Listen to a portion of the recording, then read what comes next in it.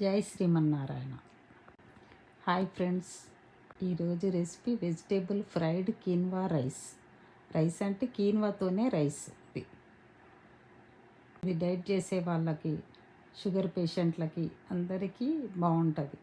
మధ్యాహ్నం లంచ్లో తినవచ్చు, బ్రేక్ఫాస్ట్లో తినవచ్చు. కూరగాయలు ఎక్కువగా పడుతుంటాయి ఇందులో. కర్రీస్ అన్ని గోలాక కీన్వా అందులో వేసి కలియబెట్టాలి. మొత్తం ఫ్రై లెక్క కొంచెం సేపు ఉండి కలియబెట్టాలి. ఉప్పు, పసుపు, కొత్తిమీర, పుదీనా, నువ్వుల పొడి వేసాను నేను. నువ్వుల పొడి వేస్తే మన కాల్షియం ఉంటుందని రోజు 2 స్పూన్లు నువ్వుల పొడి పడాలండి మనకి. అందుకొరకే 2 స్పూన్స్ నువ్వుల పొడి వేసాను ఇందులో. ఫ్రైడ్ రైస్ లెక్క కీన్వా రైస్ ఇది. ఇక ఇలా కొత్తిమీర, పుదీనా, నువ్వుల పొడి, పసుపు, ఉప్పు అన్నీ ఇలా వేసి ఇట్లా కలియబెట్టాలి. ఎంత కలర్ఫుల్గా ఉంది చూడండి. చాలా బాగుంది, చాలా బాగా వచ్చేది ఇది కీన్వా. ఇలా ఫ్రైడ్ రైస్ చేసి తినేయండి మీరు కూడా ఇలా చేసుకొని.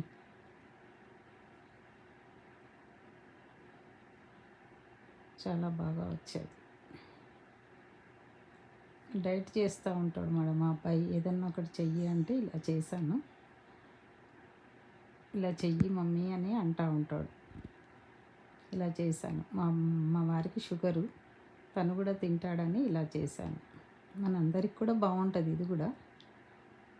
భగవంతుడికి పెట్టుకుందాం రండి.